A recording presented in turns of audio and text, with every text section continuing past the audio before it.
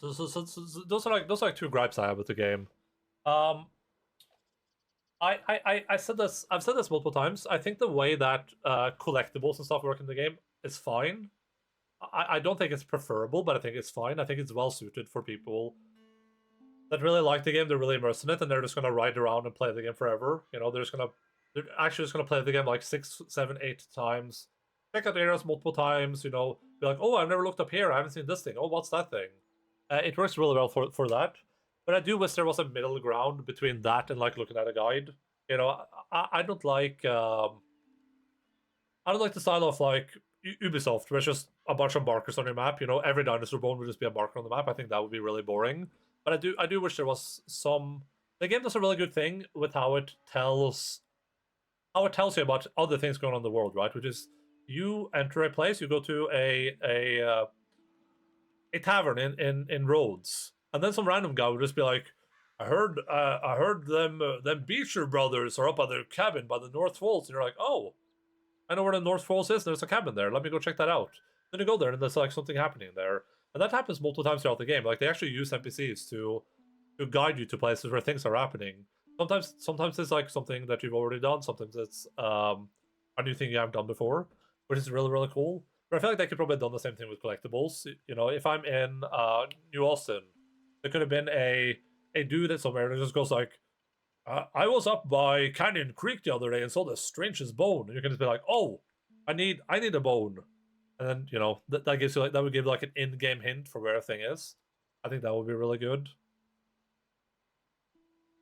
And I think that, for instance, we didn't end up doing the like rare collector missions, and I didn't do that because it just felt boring to me. It was literally just, in this specific area there are 15 flowers.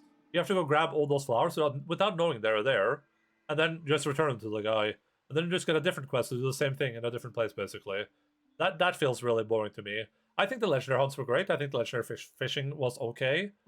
Um, all the other side stories were fine, because if you're just playing the game, you kind of naturally happen upon those, and they have big markers on the map, which is really really good. Some of them could do with a little bit more guidance, but that's fine. Pressure maps overall were decent as well. And what was the other thing I was thinking about? I was thinking about the challenges. The challenges are very diverse in how fun they are. Some of the challenges are very specific, like do this thing that you probably wouldn't do naturally, but it's a fun thing to do. Like, you know, disarm 3 people consecutively, shoot 3 hats of people, kill a person from 500 yards away, whatever. Those are a lot of fun. The riding challenges were great. Just like get from this point to this point without touching water. Stuff like that, really, really, really cool. I super appreciated those. Those were actually really fun to do. But then some of them are, you know, make 5 miracle tonics, which require you to gather, you know, all of these various herbs from all over the place. Just kind of boring. One of the challenges is capture all the fish. It is one of those like this is just making me do something that I might not want to engage with. While a lot of the other challenges were just, this is a thing you're going to do anyway. Like, I'm going to shoot people. So shooting the hats off people isn't that big of a difference. It's just like an addition to the thing I'm doing already. I think they should have definitely had all the challenges be like actual challenges rather than like endurance competitions. I think that would have been really good.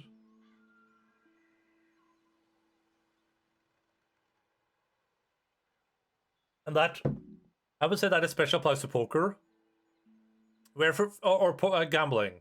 For a lot of the gambling challenges weren't like challenges; they were just play gambling really poorly until you succeed at these challenges. Right? It's like hit 3 times in blackjack and win. Like that that's not a challenge.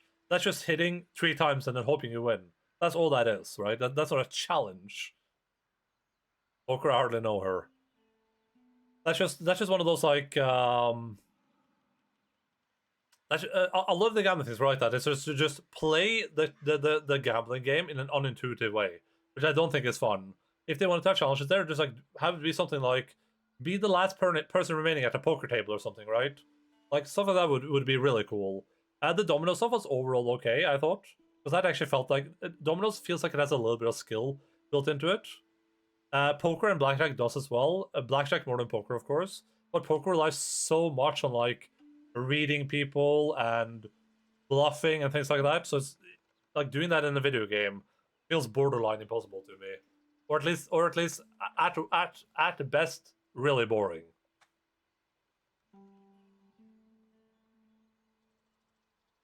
I don't know if there's anything more about it. Like gameplay in this is really good, and it's really good because of how intentional it is. It's good because you buy a gun, you go to a place with it, you can upgrade it, make it look whatever you want, like however you want.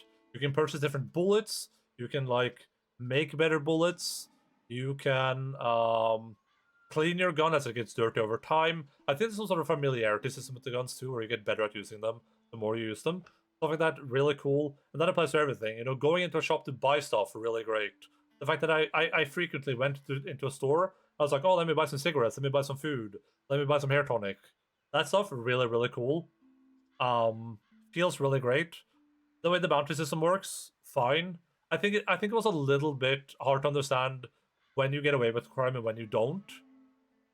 And JJ McClure's hair tonic, yeah. And it wasn't very interesting, but it's functional, I think. Does not cure TV. There's the way robbing stores work was cool. It's cool that you can like rob a store, but then also if they have like a special thing that you find out about the store, then you can rob the special place, which I thought was really cool. I might have missed some of those because I was looking for them, but that stuff is really cool. I think it adds some like additional variety to the robberies. I do wish you could do bank robberies by yourself, but I guess that's just a story thing. You can probably do that in multiplayer, I assume, but you know. I don't think if there's like anything else that needs to be mentioned with the gameplay. No, I like it. Just all the stuff that it goes into the gameplay, and that's super good. I think. You know, the collectible stuff, the side story stuff, the immersiveness of it, just all super good. Only two big complaints, and the biggest complaint just inventory. The inventory is just lame. It's just boring. It's unorganized and it's a mess and it's boring. If this game had a better inventory system, would be a way better game, which is interesting because it's already a really good game. I don't know where to begin with this game either from like a story perspective. You get all satchel upgrades, you can carry Night 9. Yeah, but that's not the problem. The problem is like here. We'll do a brief showcase of what I'm talking about.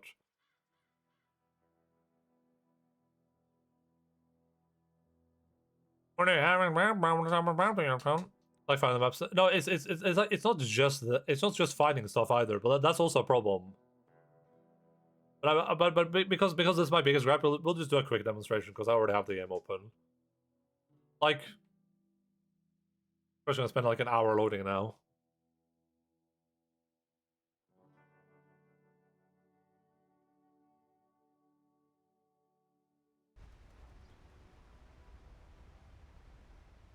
You know, here I am, Mr. Red Dead himself. Oh, thank God I did this, because I almost forgot this thing, which is also a huge gripe. Thank the Lord. Thank you, Mr. Ragman.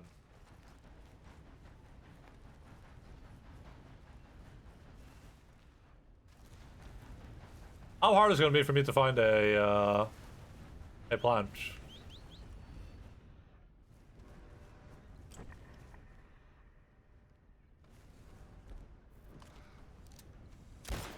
Alright, I killed this rabbit. Let me walk up to it. Oh, cool! I'm gonna skin it.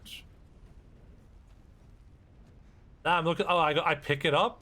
I don't just put it in my. I pick it up and then I pull it. I pull its ass off. Damn, that's cool.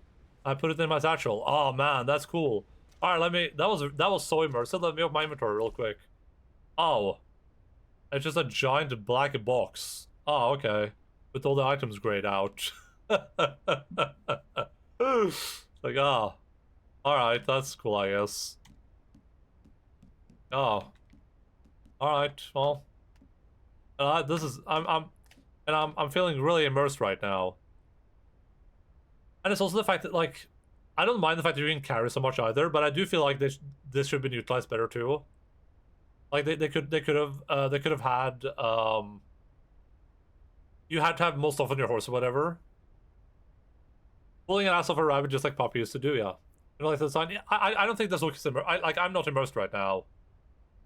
Big ass cowboy simulator, menus from 1996. Yeah, like I'm not immersed right now. I'm de-immersed because I just very realistically walked up and like pulled it up. Would you rather have something like the forest Harper you see all your stuff before? Yeah, something like that. Well, what I said is like, you know, just make it just put it in a journal, right? Like you could have just had like a journal where it's just you know, Arthur just writes the stuff he has. They're like, oh, I got 2 cans of Pepsi. I got 3 cans of J.J. McClure's hair tonic. I would be fine with that. And for all the compendium stuff, I would prefer that was just like a book. You know what I mean? Like instead of doing like I never want to do this in a game. I'd never want to hit escape, progress, compendium, like stuff like this. I don't want to do I don't want to do this. 2 cans of penis scrubber? Like I don't want to do this. This is lame. 83%. Oh. Oh, I missed one of their camps, okay. Yeah, the quick win is fine. I'm just saying, like, I like what I would like to do is I would like to have like, let's say I hit J, and then I have like a book, and in the book, you know, Arthur has like he has the, you know, J.J. McClure's animal guide, and then I just open the guide and I can, you know, flip through it and be like, oh yeah, this animal or whatever. I think that should just be way more immersive, and you can also just have everything else be in Arthur's journal. Because that carries over to John anyway, right? Like that, and these are nitpicks, of course. It's just this is the least immersive part of the game for me, and it's also just bad, right? Like this is bad. It's like I'm like, oh, okay. I found that I found that letter to that lady, right? What did that say again? Was it this one? Like, oh, okay, no, was it that? No, okay, or was it this? No, oh, was it this one? What the hell? 7 animal book, he goes to page with the cow, and there's an option to point at the artist says, this one goes to moo, yes. So that's a big gripe that I have. It's just, this is unimmersive for me, clicking in here being like, let me find out where I can find a tiger. You know, I think that's really unimmersive. And I think it's unimmersive to open this stupid backpack. Like, I would love to just, it could just be like, open the satchel, and you just look into the satchel. Even if it was just this menu above the satchel, I would be more okay with that. The other big gripe, which I'm glad we got in-game for, is this stupid eagle eye mode. Yes, pictures Micah in the animal book, and it goes, this one's stinky. This is the best and the worst feature imaginable. This feature is this feature is good because it allows you to kind of like find special things by pairing around in a specific mode, but it's so obnoxious that it runs out after a certain time, and now I can't enter it again. I have to wait. You know what I mean? Like I can't just be in that mode, right? Like when I'm riding on my horse, let's say I'm looking for a herb. Right now I'm looking for a specific herb, right? And I'm like, okay, I don't see the herb here. Now I gotta wait. Hey, mister. Now I'm back into the thing again.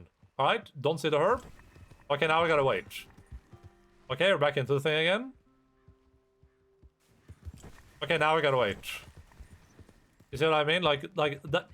I think this makes sense at the start of the game, but as we progress into the game, that should probably have been an upgrade. Like I should just be able to be in this mode permanently, maybe even at normal speed if I want to. I think that's pretty reasonable, because this is such a necessary mode to find things. Like imagine how many dinosaur balls I could have found if this was just easier to use, right? Instead of requiring me to use like pinpoint accuracy to be like, all right, I'm gonna use it right here. Do you see any herbs? Any herbs, anyone? No herbs? No. Okay, well, let's try again a bit later, I guess. Okay, let's try again. Okay, any herbs? No, I don't see any. Okay, let's try again. Okay. Any herbs? Oh, here, found them. We found them, guys. Let me just double check. Okay, I got a good double check. Nice.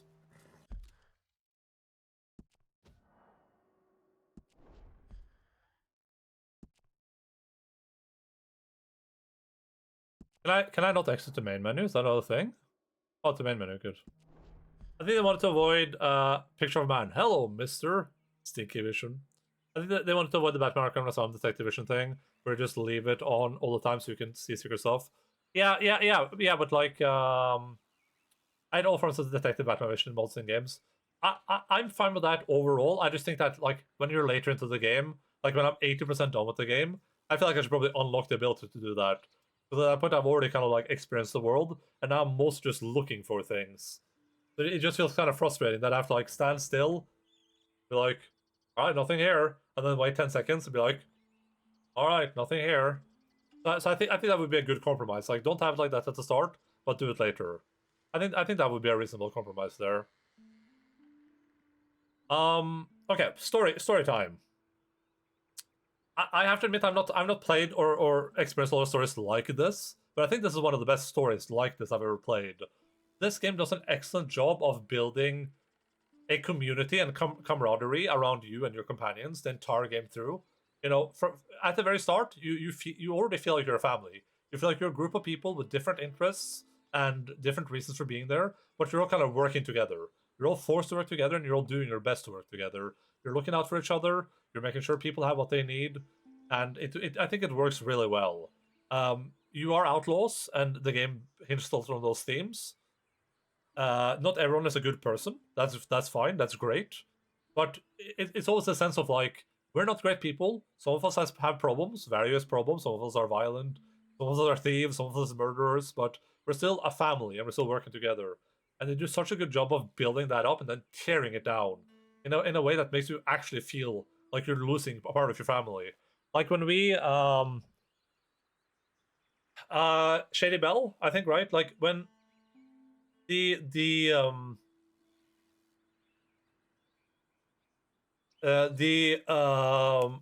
catalyst for all this is Sean dying, right? Sean is the first person that dies, and at that point, I like Sean was my favorite character or anything, but I didn't care about Sean. Sean was actually a dude where I was like, this guy seems like a decent dude.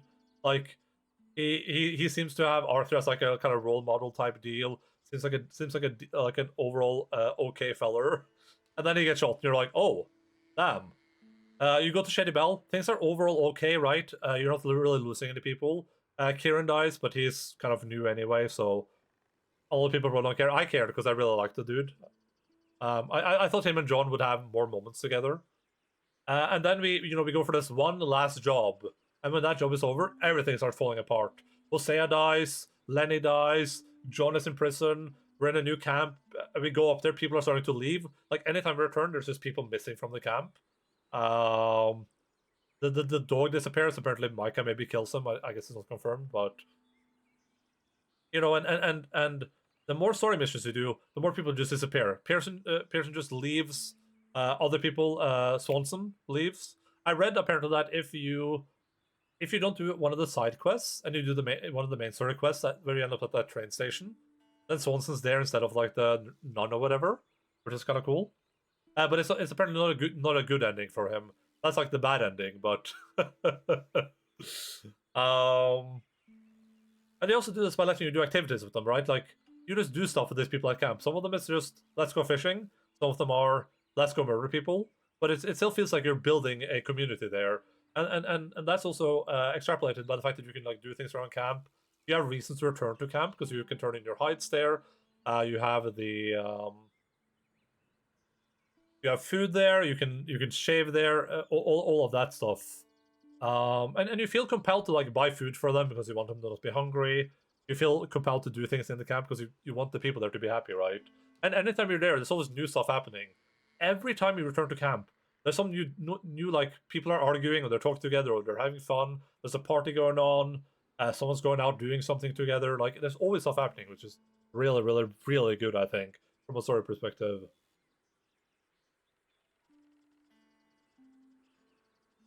It really makes you feel like you lost something when you get to the end that we just replayed with Arthur. You return to camp. There's like 5 people there, right? There's if you ignore Micah's friends, there's Dutch, Micah, Javier, Billy, Bill, and God, I forgot the lady's name. I was gonna say it first, but then I forgot as well as counting. But you know what I'm talking about. Whatever, old lady with boobs. That's all there is, right? There's 5 people left, and then John returns, and then Arthur's there. You know, our band of like 20 plus people, I think, at one point, it's only just 7 big, and all those 7 don't trust each other. They're in a conflict. I think that was really well told. I think that the decline of the gang is really well done as well. It's this very slow progression of like, they're just doing some pretty rudimentary jobs. We're gonna rob a train. It's gonna be no problem. Just gonna rob the train. Stuff goes bad. Or we're gonna rob a bank. Oh, stuff goes bad. Things that are kind of like, you know, we can't say they're unexpected, but we can say that you could reasonably expect them not to happen, right? Like a lot of the time they get betrayed, so maybe most of the time when they rob a bank, they just get in and out, no problem. It's not a giant shootout, but and as it happens, Dodge's schemes keep getting worse and worse, right? As he's trying to figure out ways to make money so he can actually get his family out of this place, which eventually progresses to people dying, people that we care about dying, and Dutch's downfall. I think is really well portrayed in this. I think it gives a lot of essence to Dutch's character, and I think it makes me care about Dutch a lot more, especially from like a revenge perspective. He doesn't. I guess we have some disagreements about this, but he doesn't feel like a bad person to me. He's definitely not a good guy, but I also feel like he's an inherently awful man, not just big evil. He feels selfish for sure. He is selfish. I don't think there's any doubt about that, but that doesn't necessarily make him evil. And like all the characters are good in this. Micah is a very good like real antagonist. He kind of ends up being the real antagonist, right? And I hated his guts like throughout most of the game. The worst part was I thought he would return in RDR 1. I was like, I can't wait to murder this dude in RDR 1. But I guess he doesn't, so we murder him in this game. I think that Arthur is incredible. Arthur is probably my favorite video game character from any game, and I can't explain why. There's just something. I guess it's built into the story, into gameplay as well. I should have mentioned this into gameplay, but there's just something about the fact that one of the things this game does by far the best in terms of immersion is that doing side activities doesn't feel like a side activity. It feels like something you would realistically do in the situation. It doesn't feel like other games where it's like, Final Fantasy 16, the world's ending. The world is ending. Like, everyone is going to die, the world's ending. And then, side activities pop up and you're like, oh, little girl, you lost your doll? Let me go grab the doll for you. And it's just kind of this, like, huge ludonarrative dissonance between what's actually happening in the story and what the side objectives are. In this, it feels like I could legitimately go and spend several like real life days, several streams, picking up herbs, going hunting, doing side objectives, get back to camp, and it feels natural. It doesn't feel like I did something the game didn't want me to do. It doesn't feel like I was like doing something that wasn't urgent at the time. It feels completely natural to go do these things, return to camp, and everything is just it makes sense. I mean, return to camp while you're doing them, it makes sense. People are just there, they're just living their lives. They're doing things, they're not waiting for you. They all have their own autonomy, which is great. And I think that helped build Arthur as a character for me, because it never feels like Arthur does anything out of character. Everything I did with Arthur felt completely in character for him, which I thought was really, really good. And I just think Arthur is it's an incredibly well-rounded character that I super enjoyed to be in the shoes of for so long. I enjoyed dressing him up. I enjoyed giving him facial hair. I enjoyed choosing which guns he uses, how he deals with enemies, all of that stuff. I thought it was super, super excellent. And a lot of the choices in the game too are pretty. It's pretty choice light, but it does kind of lead you towards a path, right? Like good. I guess lawful or chaotic or like unlawful, whatever you want to call it. Which I think it does in a really good way. You care about a lot of the characters. Sadie, one of my favorite characters from this by far. Super, super loved her, and I loved her relationship with Arthur. I was hoping that would go deeper than it did, but I think how deep it went was perfect. Honestly, and I would not have imagined that from meeting Sadie at the start. I would not have thought when we, pulled her from that cabin that this would be where we go with this. That would never have crossed my mind. But just all the way up to the ending, right? It's just really, really thought-provoking. It's very beautiful. It's sad, but it's also bittersweet, right? Like Arthur dying in this, which you see coming from a long way away. It's a very bittersweet moment, right? It's like Arthur seems happy with it. He doesn't seem to regret anything. It doesn't seem like that's like a bad moment for him. Like obviously, I don't think he would choose to die if he was given a choice, but he gets the opportunity to redeem himself in a lot of ways.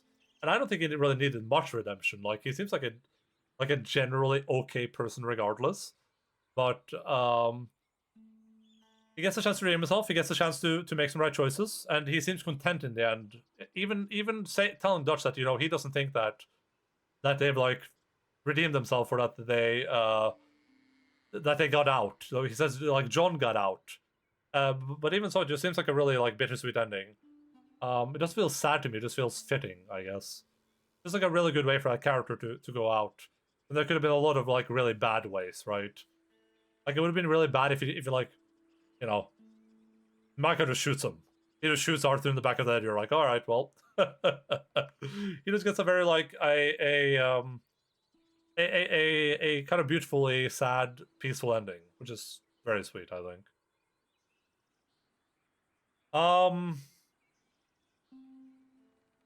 Worth just pointing out that the side stories are also pretty good. I don't think any of them stand out particularly. Like I don't think any of them are super omega spectacular. But I think all of them are decent enough, and I think they build on the world. They build on the characters. Some of them are pretty silly, which is fun. Some of them are a little bit more serious. And they're all varied, right, from a gameplay perspective. Every side mission is basically do something else, which is cool. They all have their own objectives. They all have their own mechanics. Some of them, which is great. Keeps everything fresh. Anything else to say about the story? I'm trying to think like if I forgot anything.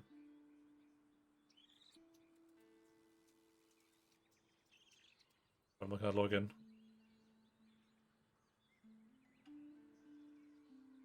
And I guess from a gameplay perspective and story perspective, like I said, they do a good job of making this world feel big and real. Everywhere you go, it feels real. There's people everywhere. They have conversations. They talk to you. I forgot to mention this, but one of the things I really like about Arthur as a character, and probably one of the reasons one of my favorite characters, is that you can interact with people. That's such a good mechanic to immerse in the world, because usually in games like this, you won't have that option to interact with anyone, but they might interact with you. They might be like, "Hey there," and you just don't say anything in return. In this, you initiate conversations. I ride past people. I go, "Hey there, partner. Hey there, Mister. Hi, Mister." Like that stuff is so good. It makes you actually feel like you're an actual person in the world, especially when they respond. You're just walking down the street, and you just look at a person. You go, "Hey there," and they goes like, "Oh, hi, how are you doing?" And you can like actually respond with that. And yeah, it's a lot of rehashed conversations. That's fine. Hi there, mister. Yeah, still feels great. Absolutely fantastic. Hey, mister. I guess that like the last thing is music. Hi there, mister. Music in this game is great. It's usually a hi there button. Fantastic. Would want that in every game. Put it in every RPG, please. Music in the game is great. Like this game has some absolute bangers, and I'm not sure if are these songs made for the game, or are they are these original RDR songs, or are they like stolen from somewhere? Because some of these songs are insanely good. What's the last one we heard when we were on top of the when we did the last John mission? Because is that a like a remake of the American Venom? Yeah. Is that an original song for this, or like is that originally made for this game? Because that is insane.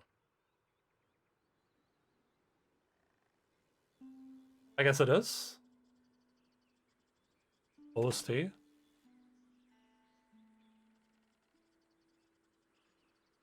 Not sure, but I think so. Yeah, that song is so good.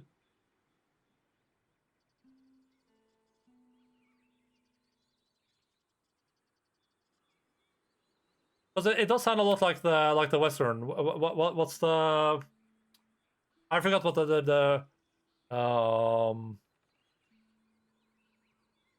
if I just search for like Western theme, the it gives the vibes of that song, I think, really hard. But yeah, that was insane. That's a super good song.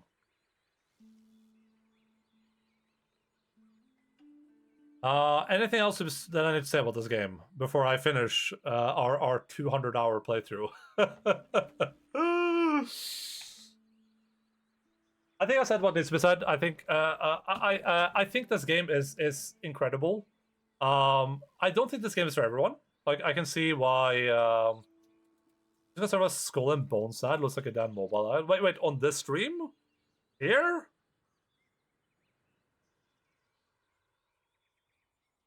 Or somewhere else? Yeah, good, the bad, and ugly theme. Yeah, thank you, MC. Thank you so much. It sounds a little bit like that, I think. Maybe I can do this. Right?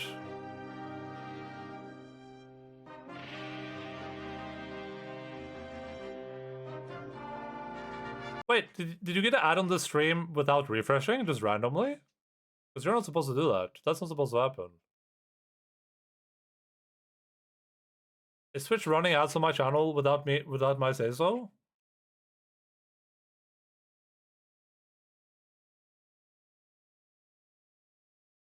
Oh, Switch PT. Okay, thank you. I was worried there for a second. In conclusion, for Red Dead Redemption 2, I think this is an absolutely incredible game. I think that there are a lot of aspects of this game that aren't going to work for everyone. The heavy intentionality behind all of the designs, everything you do in this game having weight behind it, being grounded in the world, from riding your horse to picking up objects to interacting with a purchasing menu, is going to be something a lot of people probably don't enjoy that much. But if you like that type of intentionality, I don't know if there's a better game out there that does this type of stuff.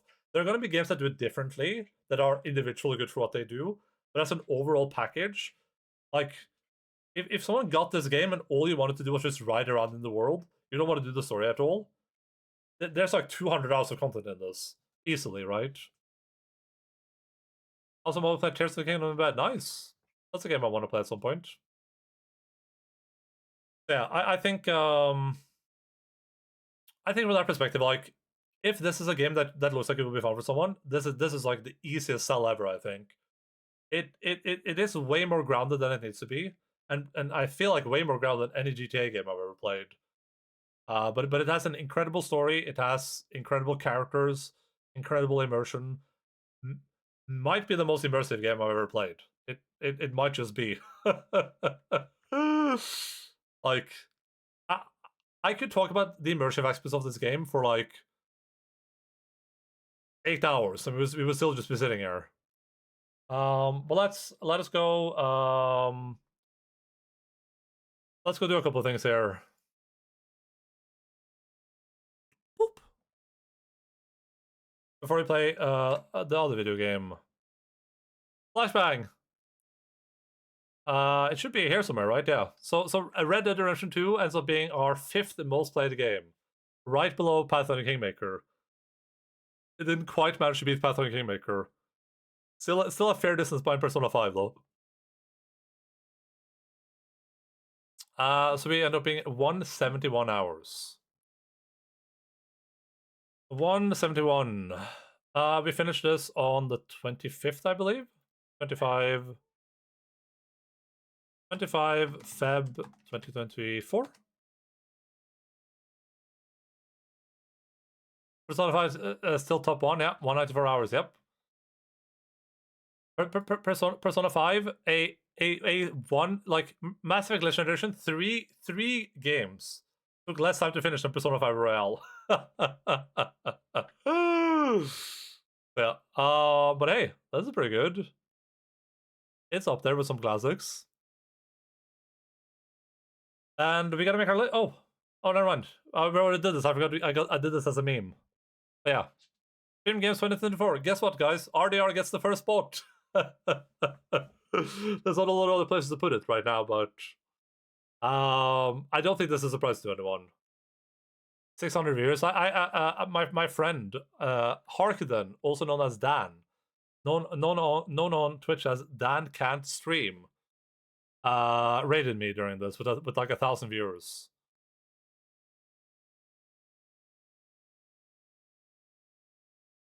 And I think the only person that remained from this is like one Kaiser or something. I got like 200 followers from one raid, and I think the only person I've seen in chat since is one Kaiser. I think one Kaiser was a part of that raid, but I'm not sure.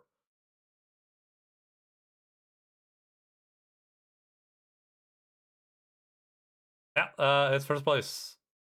But Enda rating.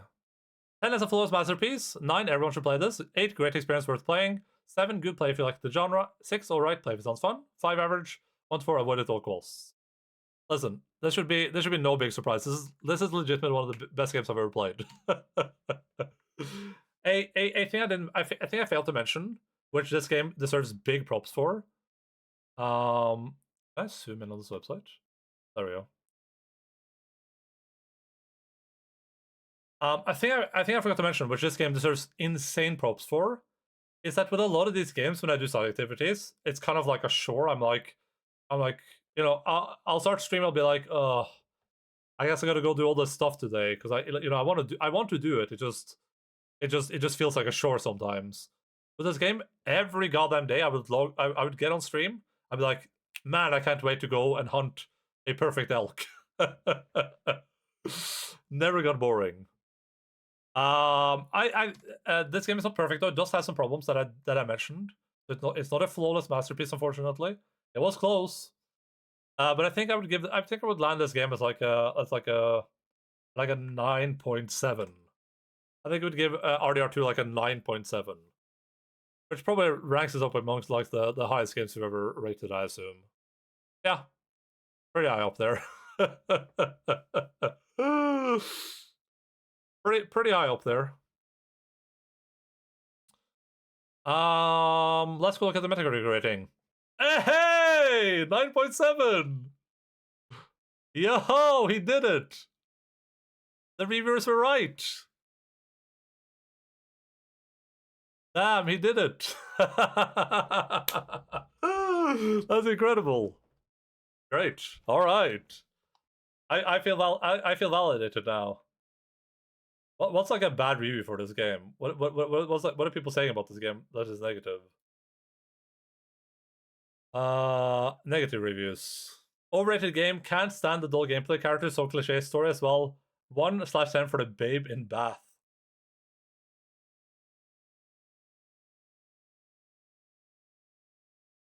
Wait, am I on the right game? Quite more linear than expected. History really poor. Just trying to kill other band. Do you hate them? A lot of bugs and understandable situations like police arresting me just to enter town without doing anything else.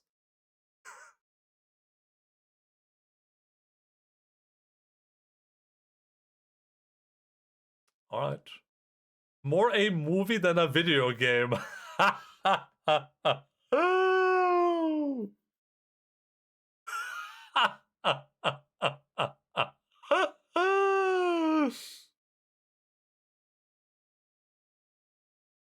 This game is so restrictive and gameplay and mission design is so terrible and restrictive.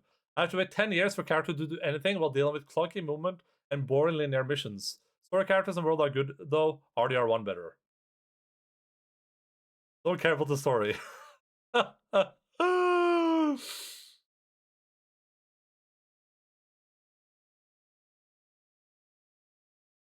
Like, what is this review? I was recommended to play this game, so I spent full price on the collection edition, and that was a mistake. I played for about an hour, and when I loaded the game again, I was put into a loading screen that wouldn't end. You had one bug? That's the 1 out of 10? One bug? Like, maybe you had like an earlier save, or maybe you could have fixed that by like restarting the game or something?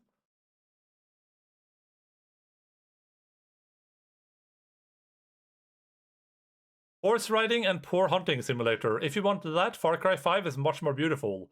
Worst controls ever in a game I've ever seen. Instead of looting item, Arthur goes to saddle a horse. Accessing items or stats is behind 2 or 5 screens. Always need to hold mouse button to interact with anything. Shooting requires 3 mouse buttons to be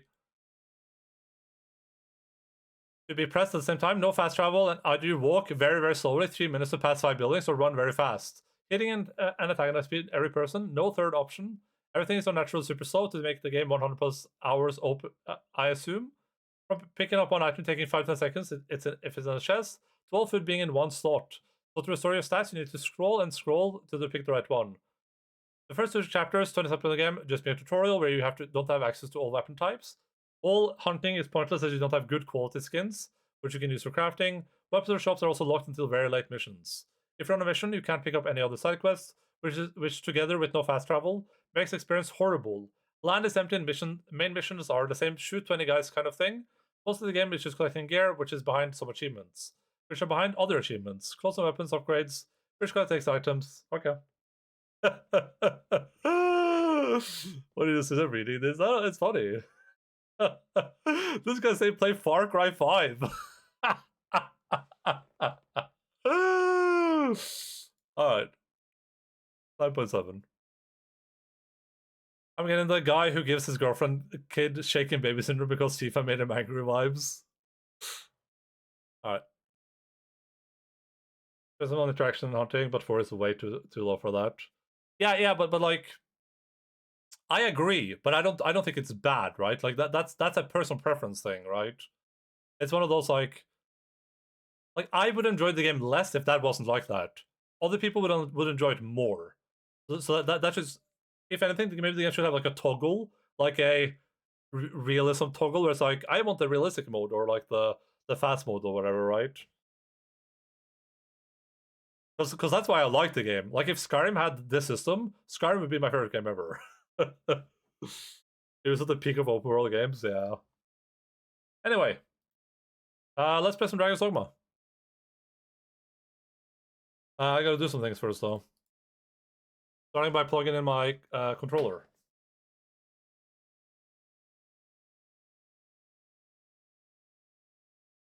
Dragon's Dogma is a controller game, right? Do you think Dragon's Dogma on PC has PlayStation buttons? I don't know. That was me. I made those sounds. Don't be afraid, my friends.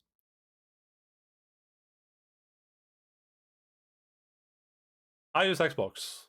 Yeah, well, what you use is that doesn't help me. I'm just wondering if it has support for my for PlayStation buttons.